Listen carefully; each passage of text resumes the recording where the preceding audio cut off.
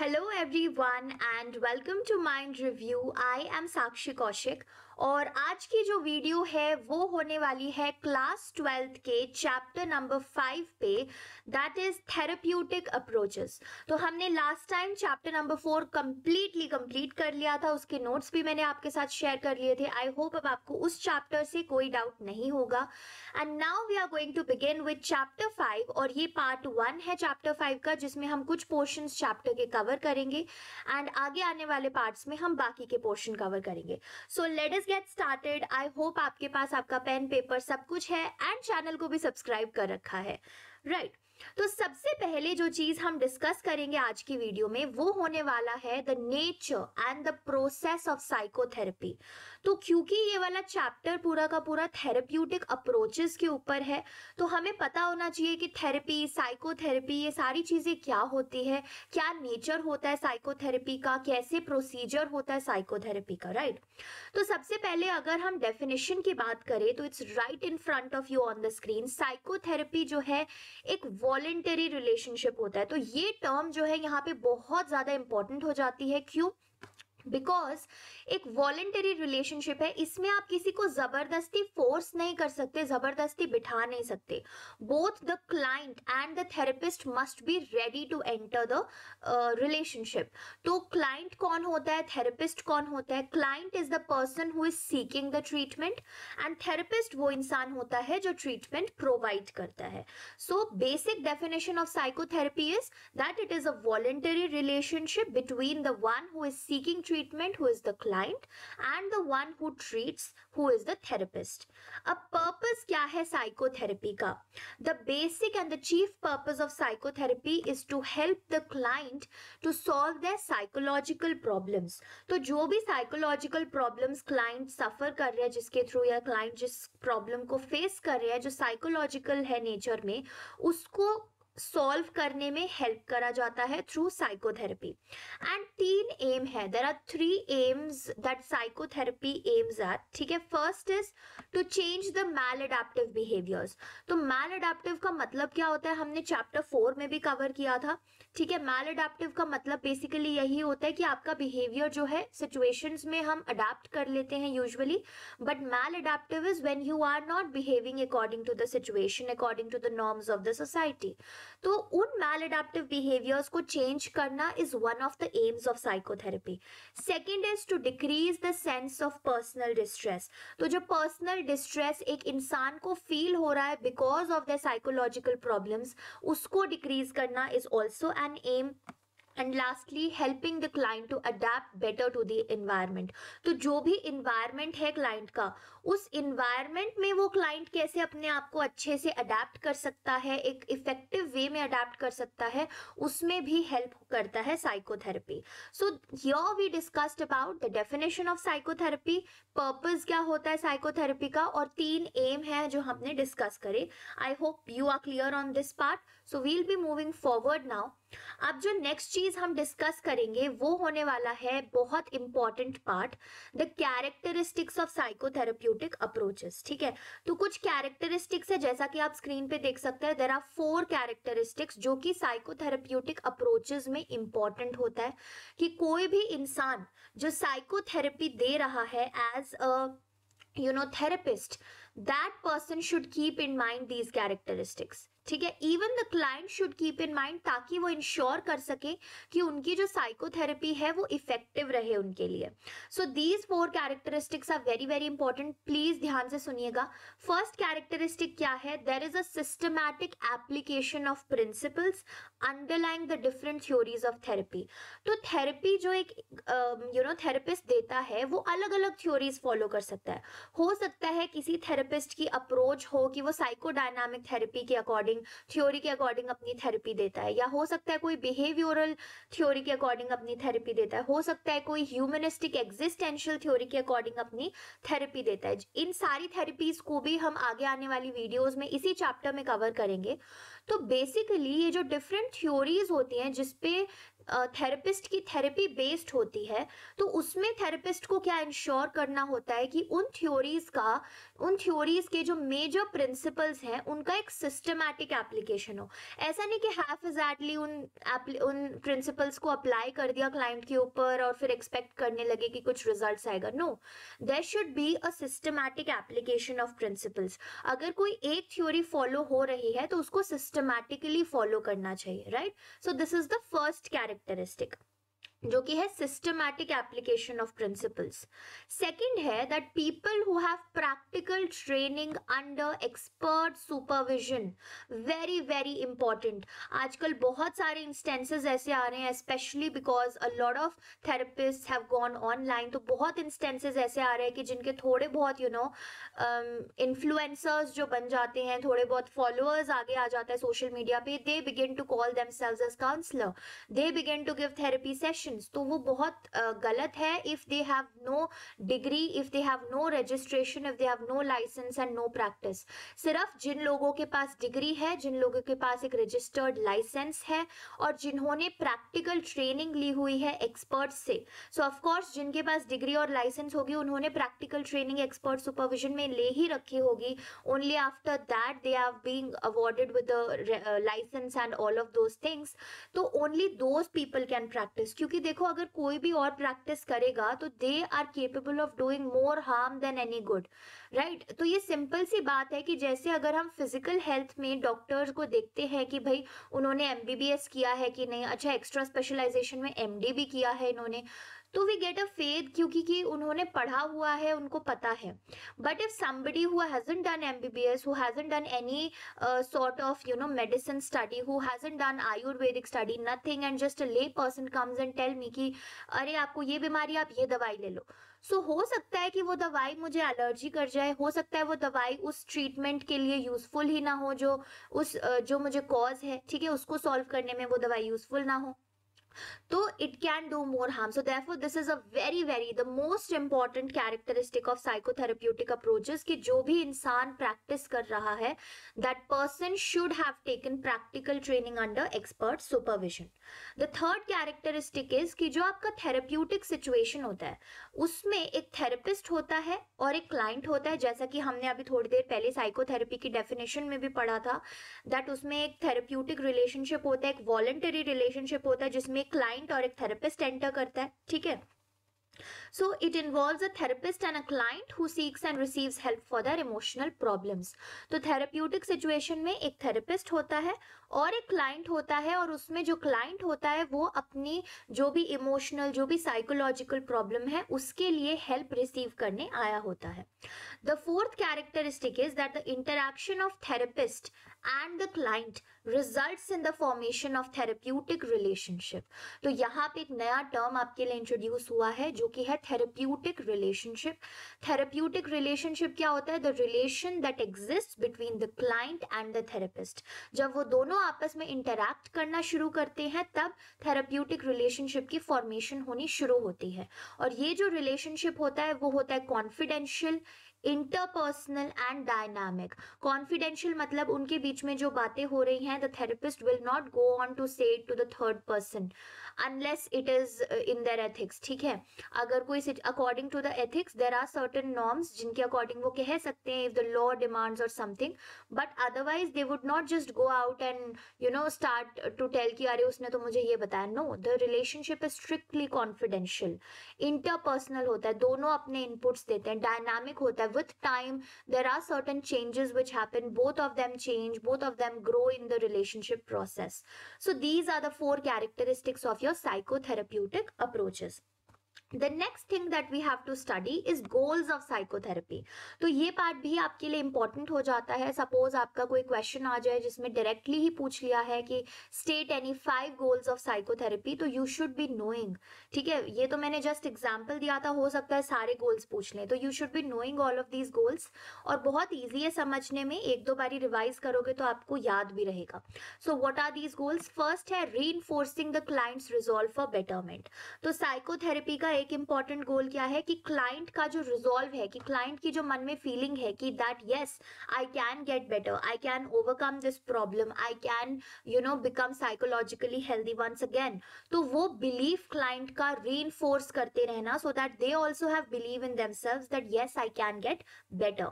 Second is lessening the emotional pressure. तो जो emotional pressure client के ऊपर आ रखा है because of their psychological problems, their emotional problems, उसको थोड़ा कम करने की कोशिश की जाती है। That is also one of the goals of psychotherapy. Third is unfolding the potential for positive growth. So see, each one of us has potential for growing positively, for putting a graph in the upward direction. It's just that कई बारी हम problem से इतना surrounded हो जाते हैं that we are not able to see that. So one of the goals of psychotherapy is also कि जो पोटेंशियल है क्लाइंट के अंदर उसकी पॉजिटिव ग्रोथ के लिए, उसको अनफोल्ड करना, क्लाइंट के सामने उस पोटेंशियल को रखना, उसको परसीव कराना उस पोटेंशियल को। The fourth one is modifying habits. तो कुछ मैल अडेप्टिव हैबिट्स जो हैं, जो क्लाइंट के डे टू डे एक्टिविटीज में इंटरफेयर कर रही है या हो सकता है उसके इमोशनल प्रॉब्लम्स का कॉज है, उन मैल अडेप्टिव हैबिट्स को थोड़ा बहुत मॉडिफाई करना। Changing the thinking patterns. तो पिछली वाली जो हमारी साइकोलॉजिकल डिसऑर्डर्स की वीडियो थी, जो चैप्टर था, उसमें भी हमने डिस्कस किया था कि कैसे कुछ इरैशनल थॉट्स आ जाती हैं हमारे मन में, जो बिल्कुल रियलिटी से अवे होती हैं और हमारे लिए हार्मफुल होती हैं। तो ऐसे थिंकिंग पैटर्न्स को जो इरैशनल हो, उनको रैशनल थिंकिंग पैटर्न्स में मॉडिफाई करना, चेंज करना, जो कि रियलिटी से बेस्ड हो। Right, increasing their self awareness so that the client knows more about what they are feeling and why they are feeling that way. ठीक है, कि किसी भी सिचुएशन में अगर फॉर एग्जाम्पल मुझे गुस्सा आया है तो क्यों आया, what was the reason of me being angry and what can be done further. तो एक sort of self awareness increase करना क्लाइंट के लिए is also a goal of psychotherapy. फिर और गोल्स क्या आ जाते हैं, improving there interpersonal relations and communication. तो उस क्लाइंट के दूसरे लोगों के साथ अपने सोशल सेटिंग में कैसा रिलेशनशिप है, कैसे वो दूसरे लोगों के साथ कम्युनिकेट कर रहे हैं, उस प्रोसेस को थोड़ा इंप्रूव करना, क्लाइंट को हेल्प करना to be better at interpersonal relationships. Facilitating decision making. So often when we are clouded with problems, when we are clouded with emotional turmoil, तो हम जो है डिसीजन मेक करने में बहुत लेट बैक हो जाते हैं, we are unable to think clearly. तो साइकोथेरेपी का एक गोल ये भी होता है कि क्लाइंट के जो डिसीजन मेकिंग का प्रोसेस है उसे फैसिलिटेट करना। हम उसे गाइड करते हैं सिर्फ, हम उसे ये नहीं कहते, हम उसे ऑर्डर नहीं देते कि आप ऐसा ही डिसीजन लो, no, that's not the case. In psychotherapy we are just facilitating that process, हम बस हेल्प कर रहे हैं, बस गाइड कर रहे हैं, but the actual decision is to be taken by the client only, right. The next one is becoming aware of one's choices in life. तो क्लाइंट को ये भी समझाना कि आपके पास अलग अलग चॉइसेस हैं लाइफ में, you are not just limited to this path, you can explore so many other paths as well. तो क्लाइंट को हेल्प कराना कि उसकी लाइफ में और भी जो चॉइसेस हैं वो उसको दिखाना basically, because often we have this view ना कि ऐसे चलना है, ठीक है, 30 के बाद ये होना चाहिए, ये डिग्री मिल जानी चाहिए, यहाँ पे सेटल हो जाना चाहिए। But there are a lot of other ways, there are a lot of other opportunities and choices. तो उन सारी choices के बारे में aware कराना. And the last goal of psychotherapy, which is also important, is relating to one's social environment in a more creative and a self-aware manner. तो client का जो social environment है, जो उसके around उसकी family है या friends हैं या in general जो society है, उससे एक अच्छे creative way से relate करना, एक self-aware way से relate करना, ठीक है, जिसमें you understand what is your role in the society, what is your role in the family, what is your role in your social relationships group. तो वो सारी चीजों से क्लाइंट को अवेयर करना. So these are the basic goals of psychotherapy. सुनने में बहुत सिंपल लग रहा है कि अरे ये तो कोई भी कर ले, but you know when actually you sit back and see all of these things, these have the capability of improving our lives very nicely, of resolving a lot of emotional turmoils. ठीक है, जहाँ पे हम self aware हो गए, वहाँ पे कितनी एक इम्पॉर्टेंट चीज आ जाती है कि सेल्फ अवेयरनेस है तो you know why you are feeling in a particular way. ठीक है, आपके थिंकिंग पैटर्न्स इरैशनल से रैशनल कन्वर्ट हो रहे हैं, तो काफी सारे डिसीजन मेकिंग प्रोसीजर्स जो हैं वो अपने आप बेटर होने लग जाते हैं. So this is very important for you to know. ठीक है, ऑल इन ऑल ये गोल्स ऑफ साइकोथेरेपी हैं जो आपको पता होने चाहिए अच्छे से. The next thing that will be, अच्छा अभी तक आई होप आपको बर्डन नहीं लग रहा है. ठीक है, ज्यादा हमने किया नहीं है. साइकोथेरेपी की डेफिनेशन की है, उसका क्या पर्पज होता है, क्या एम है, राइट. कैरेक्टरिस्टिक्स करें, 4 कैरेक्टरिस्टिक्स हैं जो मेनली कलर्ड उसमें हाईलाइटेड हैं. वो टर्म्स आप याद रखोगे तो आगे इधर उधर का आंसर आप अपने आप फॉर्म कर लोगे. ठीक है, गोल्स करे हैं कि साइकोथेरेपी के क्या गोल्स होते हैं. Now what we are going to do is we are going to talk a little about the therapeutic relationship. तो जब हम कैरेक्टरिस्टिक्स कर रहे थे तो वहां पे थेरेप्यूटिक रिलेशनशिप की टर्म इंट्रोड्यूस हुई थी. What is a therapeutic relationship? जहां पे एक क्लाइंट जो है और जो आपका थेरेपिस्ट है उसके बीच का एक रिलेशनशिप, उसको बोलते हैं हम थेरेप्यूटिक रिलेशनशिप. तो जो आपका थेरेप्यूटिक रिलेशनशिप है उसके 2 कंपोनेंट्स होते हैं. एक तो कि ये रिलेशनशिप नेचर में जो है कॉन्ट्रैक्चुअल होता है, and secondly it has a limited duration. Now, what do we mean by contractual nature of relationship and limited duration of therapy? तो contractual nature of relationship का मतलब है कि 2 willing individuals पार्टनरशिप में एंटर करते हैं which aims at helping the client overcome their problems. तो ये एक सॉर्ट ऑफ कॉन्ट्रैक्ट है. ठीक है, एक सॉर्ट ऑफ पार्टनरशिप है जो कि प्रोफेशनल है नेचर में स्ट्रिक्टली, जिसमें 2 इंडिविजुअल्स जो विलिंग है, क्लाइंट भी विलिंग होना चाहिए हेल्प रिसीव करने के लिए और थेरेपिस्ट भी विलिंग होना चाहिए हेल्प देने के लिए.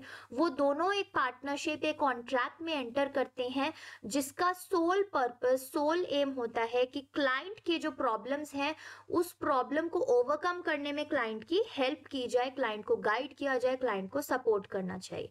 So therefore the therapeutic relationship is contractual in nature. एक पार्टनरशिप है, एक कॉन्ट्रैक्ट है जो 2 विलिंग इंडिविजुअल्स जिसमें एंटर करते हैं. सेकेंड क्या है? Limited duration of therapy. तो ये जो अलायंस है, ये जो थेरेप्यूटिक रिलेशनशिप है क्लाइंट और थेरेपिस्ट के बीच में, वो जब ही तक चलता है जब तक client is able to deal with their problems and take control of life.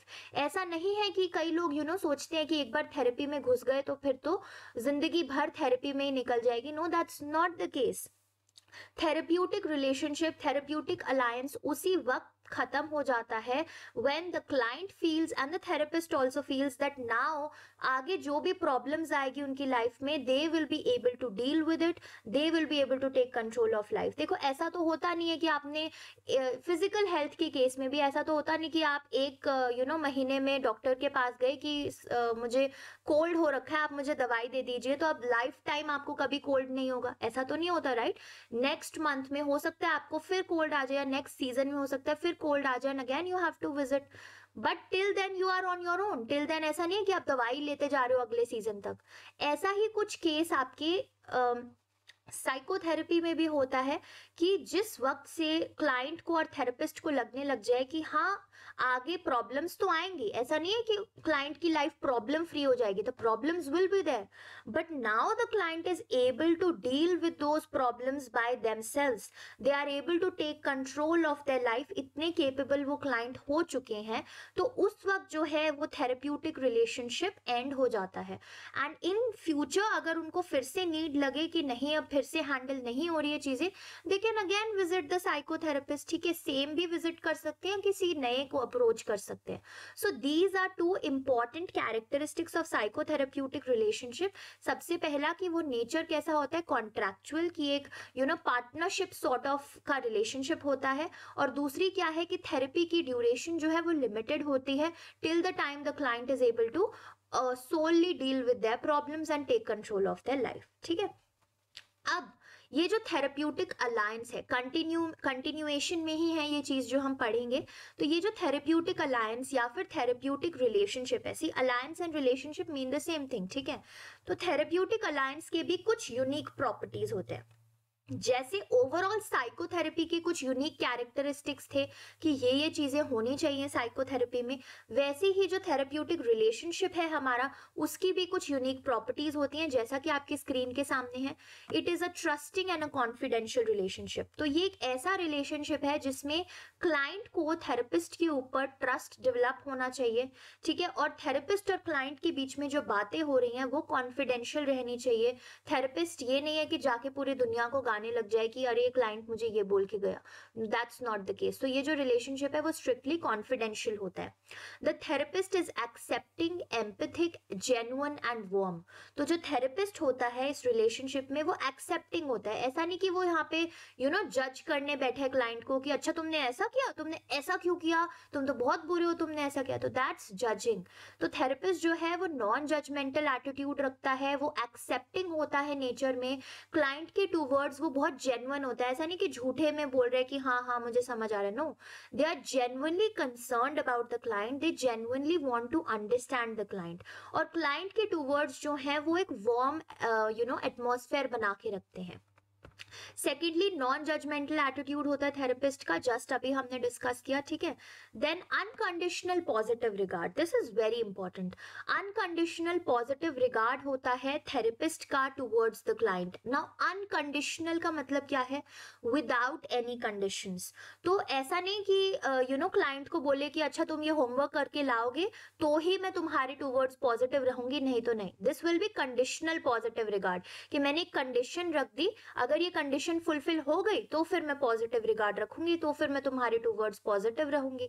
But therapist जो है वो क्लाइंट के टूवर्ड्स अपने थेरेप्यूटिक अलायंस में एक अनकंडीशनल पॉजिटिव रिगार्ड रखता है। That means without any conditions, without any fulfilments, the therapist is positive towards the client, ठीक है। देन एम्पैथी है, ठीक है, थेरेपिस्ट की क्लाइंट के टूवर्ड्स एम्पैथी है। That means the therapist is able to understand and is trying their best to understand the client from their perspective, ठीक है, कि क्लाइंट के जगह अपने आप को रख के उसके सिचुएशन को समझना। तो फॉर एग्जाम्पल अगर मैं आपको कहूँ या आपका कोई फ्रेंड आपको आके कहे कि यार मेरे साथ तो इतना बुरा हो रहा है लाइफ में, मेरे एग्जाम्स भी अच्छे नहीं जा रहे, मेरे को पढ़ाई में दिमाग नहीं लग रहा है, तो आप सुपरफिशियली तो समझ जाओगे अच्छा ठीक है ऐसा भी क्या हो गया, हो जाएगा ठीक।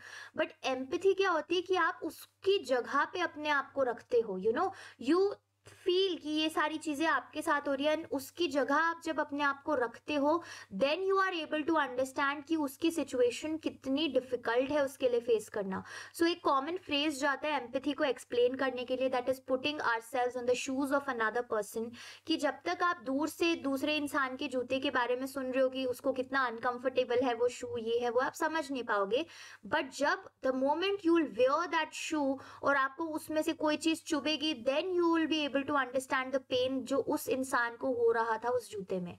तो this is just a superficial example या स्टेटमेंट जैसे हम रिलेट करते हैं यूजुअली एम्पैथी के साथ, ताकि अच्छे से समझा पाए एम्पैथी का कॉन्सेप्ट। बट मोर और less empathy is this only, putting oneself in another person's shoes. But mostly ये चीज हो नहीं पाती, to a great extent in reality it's not very easy to do, ठीक है, बहुत प्रैक्टिस चाहिए।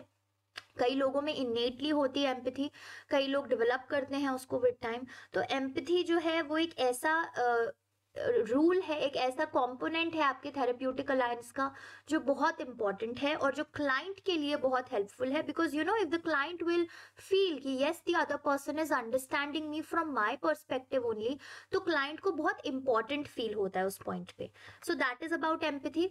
Another unique property of therapeutic alliance is strict confidentiality of experiences, events, feelings of the client.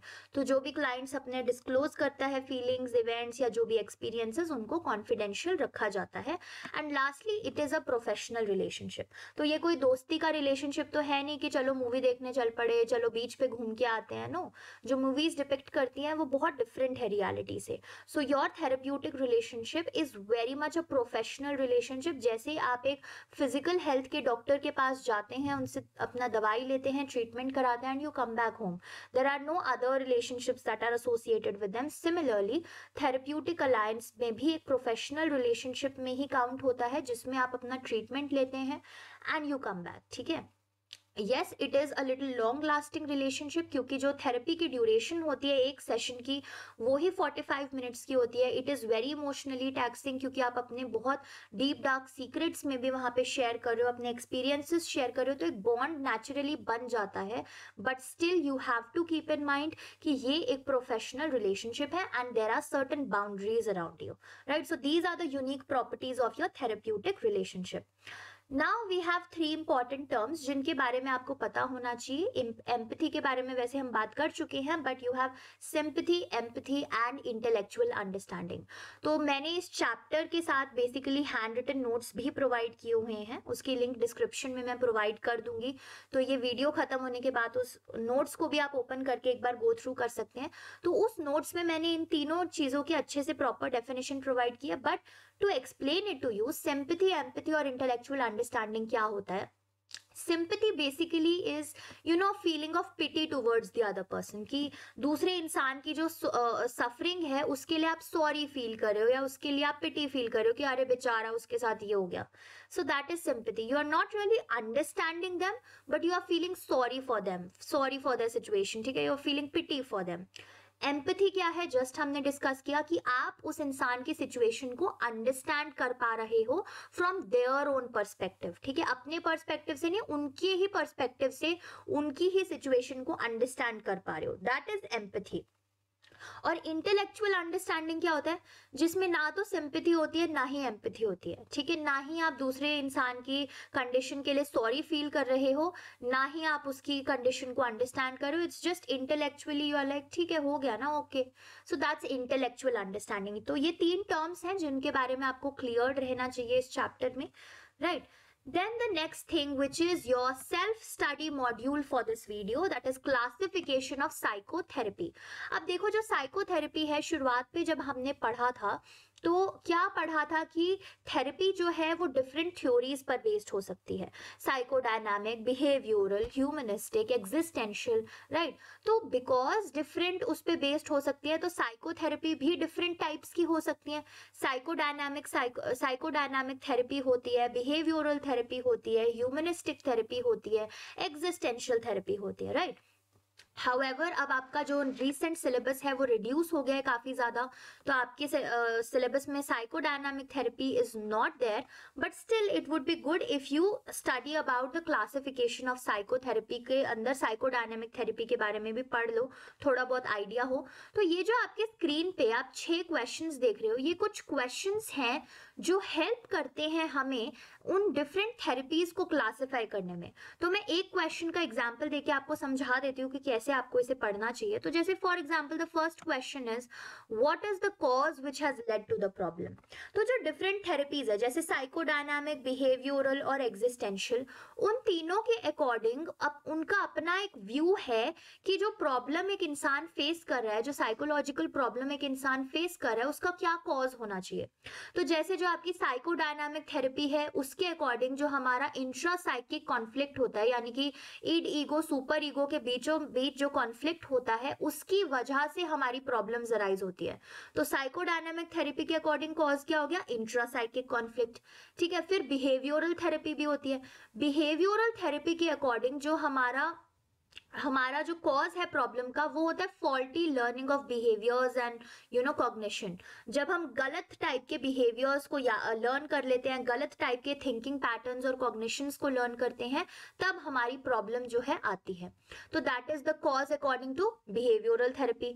और एग्जिस्टेंशियल थेरेपी के according क्या cause है. Existential therapy को ऐसा लगता है कि जब हम क्वेश्चन करने लग जाते हैं about the existence of our life, about the meaning of our life, और जब ये सारे क्वेश्चंस कुछ ज्यादा ही हमारी लाइफ को ओवरवेल्म कर देते हैं, तो हमारी लाइफ में साइकोलॉजिकल प्रॉब्लम्स या इमोशनल प्रॉब्लम्स आने लग जाती है. सो कुड यू सी कि सिंपल एक क्वेश्चन था कि what is the cause which has led to the problem, और उसी क्वेश्चन की मदद से हमने 3 टाइप की थेरेपीज को क्लासिफाई कर दिया, साइकोडायनामिक, बिहेवियरल और एग्जिस्टेंशियल. और तीनों थेरेपीज के अकॉर्डिंग अलग अलग कॉज हैं एक ही प्रॉब्लम के. अब देखो, अगर एक थेरेपी टाइप अलग अलग कॉज दे सकती है, तो कॉज अगर अलग है तो उनकी ट्रीटमेंट मोडालिटी भी अलग ही होगी. तो एक क्वेश्चन यहाँ पे आप देख सकते हैं, what is the chief method of treatment. तो साइकोडायनामिक थेरेपी जो है उसका एक तरीका होगा ट्रीटमेंट का, ठीक है, और बिहेवियरल थेरेपी का कुछ अलग अप्रोच होगा ट्रीट करने का उसी सेम प्रॉब्लम को. एग्जिस्टेंशियल थेरेपी का कुछ अलग अप्रोच होगा. जैसे बिल्कुल आपके जो मॉडर्न मेडिसिन होते हैं वो एक अलग अप्रोच से चलते हैं, और जो आयुर्वेदिक ट्रीटमेंट्स होती हैं वो एक अलग अप्रोच से चलती हैं. ठीक है, तो सिमिलरली ये कुछ 6 क्वेश्चंस हैं जो आपको हेल्प करेंगे क्लासिफाई करने में the different types of therapies which are 3 psychotherapy, behavioural therapy and existential therapy. ठीक है, तो ये आपको हेल्प करेंगी ये भी जानने में कि कौन सी थेरेपी कैसी होती है, क्या उसका चीफ मेथड ऑफ ट्रीटमेंट होता है, उसमें जो थेरेप्यूटिक रिलेशनशिप होता है उसका कैसा नेचर होता है, उस पर्टिकुलर थेरेपी से क्लाइंट का क्या चीफ बेनिफिट होता है, और उस थेरेपी में ट्रीटमेंट की क्या ड्यूरेशन होती है, कुछ हफ्ते, कुछ साल, lifelong, what is the duration. तो this is basically your self study module.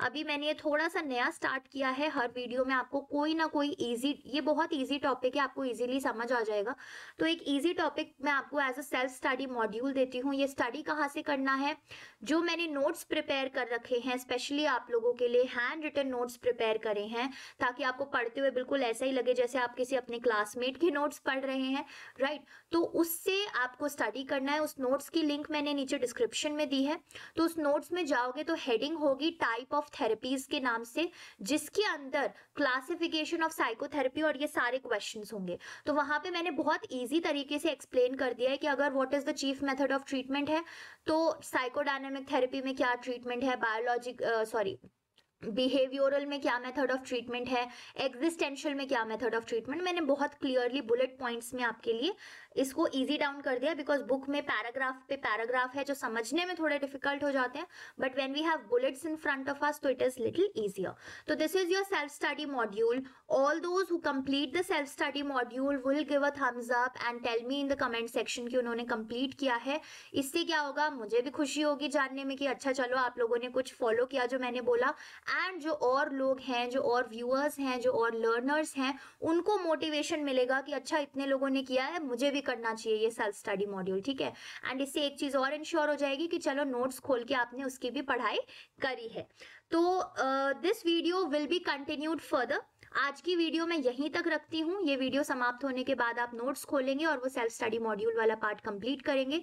Next वाला जो पार्ट होगा इस चैप्टर का, उसमें हम पढ़ रहे होंगे आपकी थेरेपी के टाइप्स, जैसे बिहेवियरल थेरेपी है, ठीक है, आपकी सीबीटी भी उसके अंदर आ जाती है, कॉग्निटिव बिहेवियरल, एग्जिस्टेंशियल थेरेपी है, उन सारी थेरेपीज के बारे में हम पढ़ रहे होंगे अगली वीडियोस में, अगले पार्ट्स में।